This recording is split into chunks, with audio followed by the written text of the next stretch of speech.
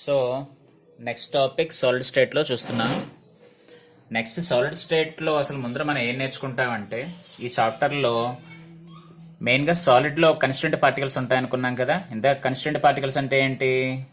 Atoms, molecules, ions. Ion అంటే నెత్తి మీద ప్లస్ కానీ మైనస్ కానీ ఉన్న atoms. So atom either consist of either positive charge or negative charge. నెత్తి మీద ప్లస్ కానీ మైనస్ కానీ ఉంటే వాటిని అయాన్స్ అంటారు. నెత్తి మీద పాజిటివ్ ఛార్జ్ ఉంటే దాన్ని క్యాటయాన్ అని, అలాగే నెత్తి మీద మైనస్ ఛార్జ్ ఉంటే ఆనియాన్ అని అంటారు. అలాగే మెటల్. సో ఇక్కడ ఏవైతే మనం కన్స్టిట్యూంట్ పార్టికల్స్ అనుకున్నామో అంటే సాలిడ్లో ఏముండొచ్చు? ఆటమ్స్ అయినా ఉండొచ్చు, మాలిక్యూల్స్ అయినా ఉండొచ్చు, అయాన్ అంటే క్యాటయాన్ అయినా ఉండొచ్చు, అలాగే మెటల్ అయినా ఉండొచ్చు. ఓకేనా? కాబట్టి వాటి యొక్క అరేంజ్మెంట్ ఎలా ఉంటుంది అంటే అమరిక ఎలా ఉంటుందో మనం ఈ చాప్టర్లో నేర్చుకుంటాం.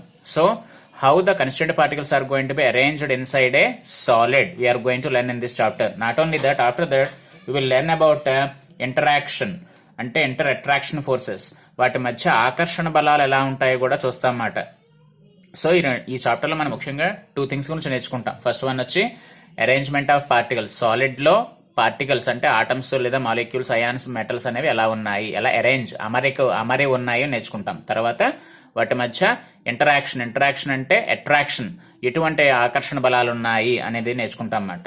Okay, so first based on arrangement, అమరిక అంటే కన్స్టిట్యూంట్ పార్టికల్స్ మధ్య ఇందాక అనుకున్నాం కదా ఆటమ్స్, మాలిక్యూల్స్ ఏ విధంగా అమరే ఉన్నాయో. Based on arrangement of constituent particles solids are 2 types. Solids అనేవి 2 రకాలుగా ఉన్నాయి.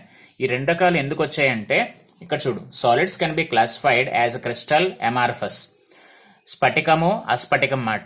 క్రిస్టల్స్ అనే సాలిడ్ అనేది స్ఫటికము, అస్ఫటికము, క్రిస్టల్, అమార్ఫస్ అని 2 రకాలుగా క్లారిఫికేషన్ ఇవ్వడం జరిగింది, అంటే వర్గీకరించారు, క్లాసిఫికేషన్ జరిగింది. ఆన్ ద బేసిస్ ఆఫ్ ఇంతకీ దేని మీద ఆధారపడి? Nature of order. Nature of order అంటే అరేంజ్మెంట్ మాట, అమరిక. అవి ఎంత దూరంలో ఎంతవరకు అమరే ఉన్నాయి అని చెప్తూ ఉంటుంది. Present in the arrangement of their constituent particles. So ఇక్కడ డయాగ్రామ్ ఉంది చూడు. సో ఇది క్రిస్టలిన్ డయాగ్రామ్. క్రిస్టల్ యొక్క డయాగ్రామ్ ఎలా ఉంటుంది కింద రాశాను, క్రిస్టల్. అలాగే ఈ పక్కదేమో అమార్ఫస్. అయితే ఇప్పుడు దీని డయాగ్రామ్ వేసేటప్పుడు నీకు సాధారణంగా బెంజీన్ డయాగ్రామ్ వచ్చు కదా, మీరు ఫస్ట్ లో నేర్చుకున్నారు బెంజీన్ డయాగ్రామ్. ఇలా బెంజీన్ డయాగ్రామ్ వేయడమే, ఇలా బెంజీన్ డయాగ్రామ్ వేయాలి. ఇలా మొత్తం అంతా కూడా బెంజీన్ డయాగ్రామ్ వేసుకుంటూ ఉంటే మనకి స్ట్రక్చర్ అనేది వస్తుంది. ఇలా వేసినప్పుడు సపోజ్ అమార్ఫస్ డయాగ్రామ్ ఎలా వేయాలి అని చూస్తే, సపోజ్ ఇక్కడ బెంజీన్ సైడ్స్ ఉన్నాయి కదా, బెంజీన్ రింగ్ సైడ్స్, ఏవో కొన్ని సైడ్స్ చెరిపేసుకో. నీకు నచ్చిన సైడ్స్, సపోజ్ ఇది అవసరం లేదనుకో దీన్ని చెరిపేయి. అలాగే ఇంకో చోట దీన్ని కూడా అవసరం లేదు చెరిపేయి. నీకు నచ్చిన చోట చెరిపేస్తే ఇలాంటి డయాగ్రామ్ అనేది రావడం జరుగుతుంటుంది. సో ఇదే డయాగ్రామ్ 2 సార్లు వేస్తాం. వేసి ఈ డయాగ్రామ్ లో నీకు ఎక్కడైతే నచ్చదో అక్కడ చెరిపేసుకో, అంతే. ఏదో సైడ్స్ అలా చెరిపేసుకుంటూ ఉంటే you will get such type of structure. So based on arrangement of constituent particles, పరమాణువులు లేదా అణువులు, ఆటమ్స్, మాలిక్యూల్స్ అరేంజ్ చేయబడి ఉండడాన్ని బట్టి అవి 2 రకాలు. మొదటిది క్రిస్టలిన్, అలాగే రెండవది అమార్ఫస్. క్రిస్టల్. నెక్స్ట్ క్రిస్టలిన్ లో ఎప్పుడు కూడా ఎలా ఉంటుందంటే లాంగ్ రేంజ్ ఆర్డర్ ఉంటుంది. లాంగ్ రేంజ్ ఆర్డర్ అంటే ఏంటో ఇప్పుడు చెప్తున్నాను. లాంగ్ రేంజ్ ఆర్డర్, ఇప్పుడు ఇక్కడ ఇది బెంజీన్ స్ట్రక్చర్ కనిపిస్తుంది కదా, సేమ్ ఇలాంటి బెంజీన్ రింగ్ ఇక్కడ కనిపిస్తోంది. సేమ్ ఇలాంటి స్ట్రక్చర్ ఇక్కడ కనిపిస్తోంది, ఇక్కడ అంటే నువ్వు త్రూఅవుట్ స్ట్రక్చర్, మొత్తం స్ట్రక్చర్ ఎక్కడ చూసినా ఇక్కడ ఎలాంటి స్ట్రక్చర్ అయితే ఉందో సేమ్ అలాంటిది ఇక్కడ కనిపిస్తోంది, ఇక్కడ కనిపిస్తోంది, ఇక్కడ కనిపిస్తోంది, మొత్తం అంతా కూడా కనిపిస్తుంటుంది. నువ్వు ఎంత దూరం వెళ్ళినా అలాంటి నిర్మాణమే కనిపిస్తుంటుంది అన్నమాట, అలాంటి స్ట్రక్చర్ కనిపిస్తుంటుంది.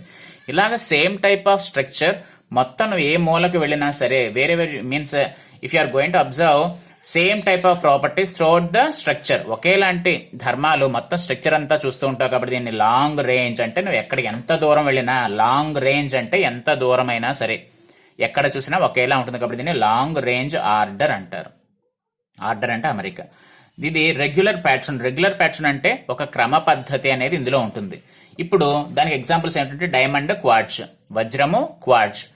మనకి రాళ్లు దొరుకుతాయి, ఆ రాళ్ళని క్వార్ట్జ్ అని పిలుస్తారు అన్నమాట. ఇప్పుడు సేమ్ ఇందులో ఏమని చెప్పాను నేను, ఈ డయాగ్రామ్ ని నాకు ఇలాంటి డయాగ్రామ్ కావాలంటే ఏం చెప్పాను నేను, ఇందులో నేను ఈ డయాగ్రామ్ వేసుకుని దీన్ని నచ్చిన చోట చెరిపేసాయి. కొన్ని చెరిపేస్తూ ఉంటే నీకు ఈ డయాగ్రామ్ అనేది రావడం జరుగుతుంటుంది. ఈ డయాగ్రామ్ ఎలా గీయాలని రూల్ ఏమీ లేదు, ఎలా గీసినా పర్లేదు, ప్రాబ్లం ఏం లేదు.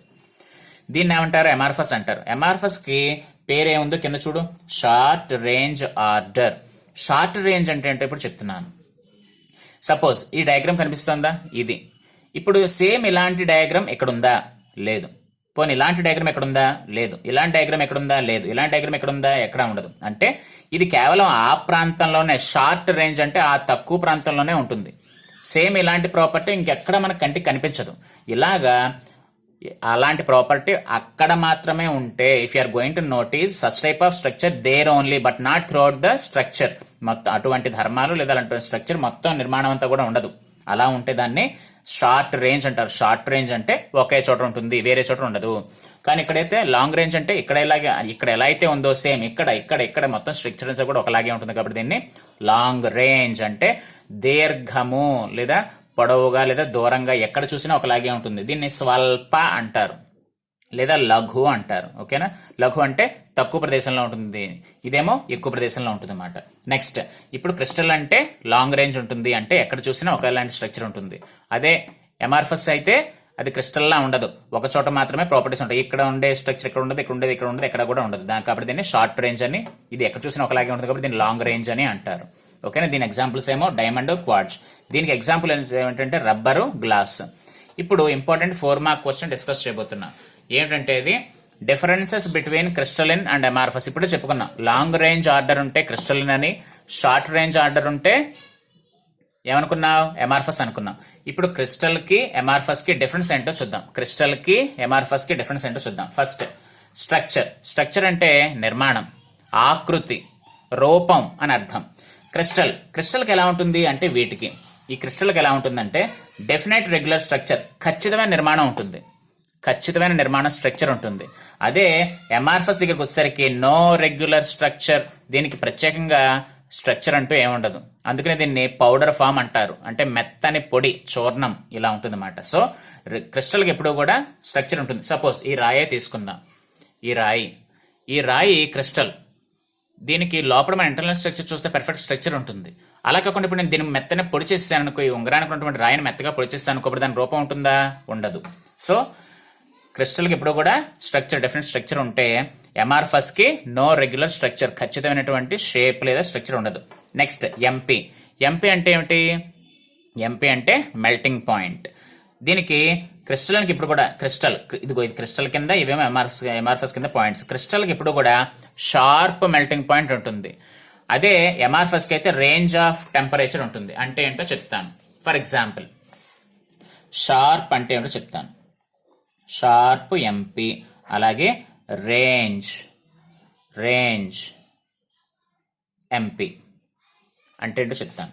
ఇప్పుడు షార్ప్ మెల్టింగ్ పాయింట్ అంటే, ఫర్ ఎగ్జాంపుల్ ఒక సాలిడ్ ఉంది, ఒక క్రిస్టల్ ఉంది, అది కరెక్ట్గా 70 degrees రాగానే, 70 degrees సెంటిగ్రేడ్స్ రాగానే అది సాలిడ్ లిక్విడ్ గా మారిపోయింది అనుకో. సాలిడ్ లిక్విడ్ గా మారిపోయింది ఏ టెంపరేచర్ దగ్గర? 75 దగ్గర. కరెక్ట్ గా 75 degrees టెంపరేచర్ రాగానే సాలిడ్ లిక్విడ్ గా కన్వర్ట్ అయిపోతే దాన్ని ఏమంటారు? షార్ప్ మెల్టింగ్ పాయింట్ అంటారు. అలా కాకుండా రేంజ్, ఇప్పుడు రేంజ్ ఆఫ్ టెంపరేచర్ లేదా రేంజ్ ఆఫ్ మెల్టింగ్ పాయింట్ అంటే చెప్తాను. ఫర్ ఎగ్జాంపుల్, ఒక సాలిడ్ లిక్విడ్ గా మారుతోంది, అయితే ఎక్కడి నుంచి ఎంతవరకు? అది 70 degrees నుండి 75 degrees వరకు కూడా అలా కన్వర్ట్ అవుతూనే ఉంది. అంటే ఇలాగా ఒక స్టార్టింగ్ పాయింట్ నుంచి ఒక ఎండింగ్ పాయింట్ మధ్యలో ఉంది, అంటే 70 to 75 వరకు ఉంది కాబట్టి దీని టెంపరేచర్ ని దాన్ని రేంజ్ అంటారు. రేంజ్ అంటే ఒక చోట స్టార్ట్ అయ్యి ఇంకో చోట ఎండ్ అవుతుంది, అంతే తప్ప షార్ప్ ఖచ్చితంగా ఉండదు. అదే షార్ప్ మెల్టింగ్ పాయింట్ అనుకో, కరెక్ట్ గా 75 degrees రాగానే మాత్రం సాలిడ్ లిక్విడ్ గా మారిపోతుంది. అర్థమవుతుందా?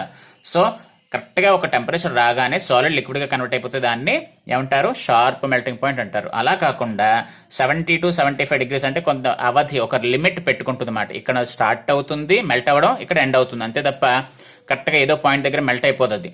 ఇక్కడ స్టార్ట్ అవుతుంది, అలా కొంత టైం అలా గడిచే కొద్ది టెంపరేచర్ పెరిగే టైం నెమ్మదిగా ఏదో టెంపరేచర్ దగ్గర కరుగుతుంది. ఓకేనా? సో అలా ఉండాలని ఏమంటారు? రేంజ్ అంటారు. అలా కాకుండా ఒకటి సర్టెన్ టెంపరేచర్ దగ్గర పక్కాగా సాలిడ్ లిక్విడ్ గా కన్వర్ట్ అయిపోతే దాన్ని ఏమంటారు? షార్ప్ మెల్టింగ్ పాయింట్ అంటారు. ఓకే, నెక్స్ట్ థర్డ్ పాయింట్ చూద్దాం. Heat of fusion. ఫ్యూజన్ అంటే ముద్దగా మారిపోవడం, అంటే అన్నీ కూడా కలిసిపోవడం.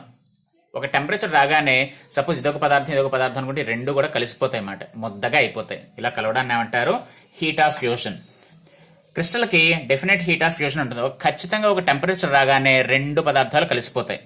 కానీ ఎమార్ఫస్ కి do not have definite heat of fusion. ఒక టెంపరేచర్ దగ్గర పర్టికులర్ గా ఒక టెంపరేచర్ రాగానే రెండు కలిసిపోతాయని మనం చెప్పలేం, కానీ కొంత కలుస్తూ ఉంటాయి. సో దాన్నే డెఫినెట్ హీట్ ఆఫ్ ఫ్యూషన్ అంటే కరెక్ట్గా ఒక టెంపరేచర్ రాగానే రెండు కలిసిపోతాయి, అలా రెండు కలవడాన్నే డెఫినెట్ హీట్ ఆఫ్ ఫ్యూషన్ అంటారు. ఇదేమో do not have definite heat of fusion, అవి కలవు, కొంత కలుస్తుంటే నెమ్మదిగా టెంపరేచర్ పెరుగుతూ ఉంటుంది. నెక్స్ట్ నేచర్ అంటే ధర్మం.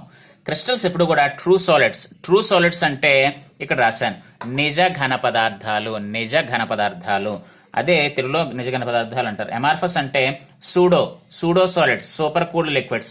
సూడో అంటే ఇక్కడ తెలుగు మీడియంలో రాశాను చూడమ్మా, ఇదిగో సూడో అంటే మిథ్య, 2 వేళ్లతో చూపిస్తున్నాను చూడు. సూడో అంటే మిథ్య అంటే ఏంటంటే సాలిడ్ గాను ఉంటూ ఉంటుంది, లిక్విడ్ గాను ఉంటూ ఉంటుంది. అంటే అది సాలిడ్ అనే చెప్పలేం, లిక్విడ్ అనే చెప్పలేం. అలానే సాలిడ్ కాదా అంటే సాలిడ్, లిక్విడ్ కాదా అంటే లిక్విడ్. సాలిడ్ లాగా ఉంటూ ఉంటుంది, లిక్విడ్ లాగా ఉంటూ ఉంటుంది. ఓకేనా? ఇలాగా సాలిడ్ లిక్విడ్ 2 ప్రాపర్టీస్ ఉంటే దాన్ని సూడో అంటారు. సూడో అంటే తెలుగులో ఇక్కడ రాశాను మిథ్య అని అర్థం. దానికి ఇంకో పేరు సూపర్ కూల్డ్ లిక్విడ్స్ అని కూడా అంటారు. ఎలాగో చెప్తాను. ఇదిగో ఇప్పుడు ఈ కళ్ళజోడు ఉంది, ఈ కళ్ళజోడు అద్దం ఉంది కదా, ఈ అద్దాలు గ్లాస్, ఈ గ్లాస్ అనే దాన్ని ఏమంటారంటే సూపర్ కూల్డ్ లిక్విడ్ అంటారు. ఓకేనా? గ్లాస్ అంటే ఏంటి? సూపర్ కూల్డ్ లిక్విడ్ అంటే తెలుగులో ఇక్కడ రాశాను అతి శీతలీకృత ద్రావణాలు, అంటే ఎక్కువగా చల్లబరిచినటువంటి ద్రావణాలను ఏమంటారు? సూపర్ కూల్డ్ లిక్విడ్స్ అంటారు. నెక్స్ట్ నేచర్, ధర్మం, వీటిని ఏమంటారు? ట్రూ సాలిడ్స్, నిజ ఘన పదార్థాలు, వీటిని ఏమంటారు? ఘన పదార్థాలు నిజమైనవి కావు, లిక్విడ్ గా ఉంటూ ఉంటాయి, ఘన పదార్థాలుగా ఉంటాయి కాబట్టి వీటిని సూడో సాలిడ్స్ అంటారు. నెక్స్ట్ ఆర్డర్, ఇందాక కూడా అనుకున్నాం. ఈ ఆర్డర్ ఎలా ఉంటుంది? లాంగ్ రేంజ్ అంటే ఎలా ఉంటుంది? ఒకేలా మొత్తం ఇలాంటి స్ట్రక్చర్ ఇంకో చోట ఉంటుంది, మళ్ళీ అదే స్ట్రక్చర్ అలాగే ఉంటుంది, ఎక్కడ చూసినా మనం అలాంటి స్ట్రక్చర్ ఉంటుంది. కాబట్టి క్రిస్టల్కి ఎప్పుడు కూడా ఏముంటుంది? లాంగ్ రేంజ్ ఆర్డర్ ఉంటుంది. ఎగ్జాంపుల్ NaCl, అలాగే క్వార్ట్జ్, ఉప్పు, క్వార్ట్జ్ అని చెప్పుకున్న కింద రాళ్లు మనకు లభిస్తూ ఉంటాయి. నెక్స్ట్ షార్ట్ రేంజ్ అంటే ఇదిగో ఇక్కడ చెప్పాను, ఇలాంటి స్ట్రక్చర్ ఇక్కడే ఉంటుంది, ఇంకెక్కడా ఉండదు. అంటే ఆ ప్రాంతంలో, ఆ షార్ట్ ఏరియాలో ఉంటుంది. షార్ట్ అంటే ఆ కొద్ది ప్రాంతంలో ఉంటుంది కాబట్టి దీన్ని ఏమంటారు? ఆ కొద్ది ప్రాంతంలో మాత్రమే ఉంటుంది కాబట్టి దాన్ని ఏమంటారమ్మా? షార్ట్ రేంజ్ అంటారు. Example glass, rubber. అలాగే తర్వాతది వచ్చి ఎనిసోట్రోపీ. లాస్ట్ ప్రాపర్టీ ఏంటి? ఎనిసోట్రోపీ. దీన్ని తెలుగులో కూడా ఎనిసోట్రోపీ అంటారు, లేదా విషమ దిశాత్మకత అంటారు. క్రిస్టల్కి ఎప్పుడు కూడా ఎనిసోట్రోపీ ఉంటుంది, ఎమార్ఫస్కి ఎప్పుడు కూడా ఐసోట్రోపీ ఉంటుంది. ఎనిసోట్రోపీ అంటే ఏమిటో నేను మళ్ళీ నెక్స్ట్ క్లాస్లో చెప్తాను. సో ఈ చాప్టర్లో అంటే ఈ టాపిక్లో ఏం నేర్చుకున్నామంటే, based on nature of arrangement of constituent particles crystals are 2 types. అంటే అరేంజ్మెంట్, అమరికని బట్టి క్రిస్టల్స్ 2 రకాలను నేర్చుకున్నాం. ఒకటి ఏమిటి? క్రిస్టల్, ఇంకొకటి ఎమార్ఫస్. ఇందులో ఏమో ఒకేలాంటి ప్రాపర్టీస్ మొత్తం చుట్టూ అంటే ఎక్కడ చూసినా ఉంటాయి కాబట్టి దీన్ని లాంగ్ రేంజ్ అంటారు. ఇక్కడ ఒకేలాంటి ప్రాపర్టీస్ ఆ ప్రాంతంలో మాత్రమే ఉంటాయి కాబట్టి దీన్ని షార్ట్ రేంజ్ అంటారు. ఓకేనా? అలాగే వీటి యొక్క డిఫరెన్స్ కూడా చూసాం. ఓకేనా? MP అంటే మెల్టింగ్ పాయింట్, ఇదేమో ఇనిసోట్రోపిక్ గా ఉంటుంది, ఇదేమో ఐసోట్రోపిక్ గా ఉంటుంది. దీనికేమో రెగ్యులర్ స్ట్రక్చర్ ఉంటుంది, దీనికేమో రెగ్యులర్ స్ట్రక్చర్ ఉండదు, అంటే నిర్మాణం ఉంటుంది, నిర్మాణం ఉండదు. దీనికేమో షార్ట్ మెల్టింగ్ పాయింట్ ఉంటుంది, దీనికేమో షార్ప్ మెల్టింగ్ పాయింట్ ఉంటుంది. ఏముంటుంది? రేంజ్ అంటే చెప్పాను కదా ఇందాక, సర్టెన్ టెంపరేచర్ సపోజ్ 70 to 75 మధ్య ఉంటుంది, దాన్ని రేంజ్ అంటారు. అలాగే ఉంటే 75 degrees ఉంటే దాన్ని షార్ప్ మెల్టింగ్ పాయింట్ అంటారు. ఓకేనా? షార్ప్ అంటే ఖచ్చితంగా మారిపోవడం. Next heat of fusion. ఒక టెంపరేచర్ రాగానే అది మొత్తం ముద్దగా మారిపోయి కలిసిపోతూ ఉంటుంది. ఇక్కడ నెమ్మది కొంత కలుస్తుంటుంది, కొంత కలవకూడదు. కాబట్టి దీనికి ఫ్యూజన్ అంటే కలయిక అనేది సరిగ్గా ఉండదు. వీటిని ట్రూ సాలిడ్స్ అంటారు, నిజ ఘన పదార్థాలు అంటారు. వీటిని ట్రూ సాలిడ్స్ అంటారు, సూడో సాలిడ్స్ అంటారు. సూడో అంటే సాలిడ్ గా ఉంటుంది, లిక్విడ్ గా ఉంటుంది, అలా ఉంటుంది, ఇలా ఉంటుంది. అంటే రెండు విధాలుగా ఉండే వాటిని సూడో సాలిడ్స్ అంటారు అన్నమాట. అలాగే వీటికి ఇంకో పేరు సూపర్ కూల్డ్ లిక్విడ్స్ అంటే బాగా అతి చల్లబరిచినటువంటి లిక్విడ్స్ అన్నమాట. ఎగ్జాంపుల్ ఇందాక కూడా చెప్పాం కదా, స్పెట్స్, అద్దాలు. ఓకే, సో ఈ టాపిక్ ఇంతటితో అయ్యింది.